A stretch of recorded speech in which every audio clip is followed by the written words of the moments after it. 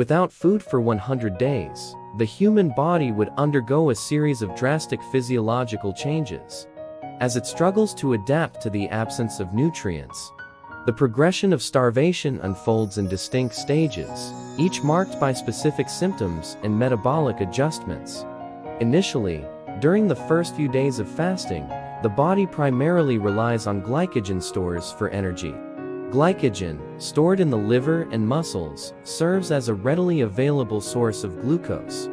As these glycogen reserves become depleted, the body transitions into a state of ketosis, where it begins breaking down fat stores to produce ketone bodies as an alternative fuel source for the brain and other tissues. Within the first week of fasting, individuals may experience symptoms such as fatigue, weakness, and irritability as their bodies adjust to the metabolic shift. Despite these initial challenges, some individuals may experience heightened mental clarity and focus due to the increased production of ketones. As the fasting period extends beyond the initial phase, the body enters a state of conservation, prioritizing the preservation of vital organs and functions. Metabolic rate decreases, and the body begins breaking down muscle tissue to conserve energy. This can result in muscle wasting and a decrease in overall strength. Around the second to third week of fasting, the body enters a phase known as ketosis adaptation, where it becomes increasingly efficient at utilizing ketone bodies for energy. Hunger sensations may diminish as the body adapts to relying on its own fat stores for fuel.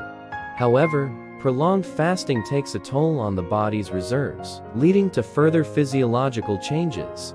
As fat stores become depleted, the body begins breaking down protein from muscle tissue and vital organs to meet energy needs.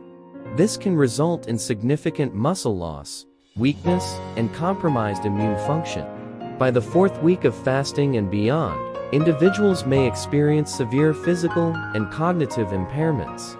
Muscle wasting progresses, leading to extreme weakness and difficulty performing basic tasks. Organ function becomes compromised, increasing the risk of organ failure.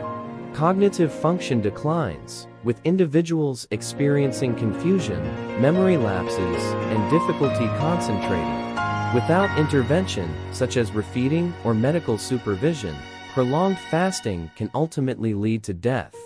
The body reaches a point where it can no longer sustain essential physiological functions, resulting in multi-organ failure and ultimately, cardiac arrest.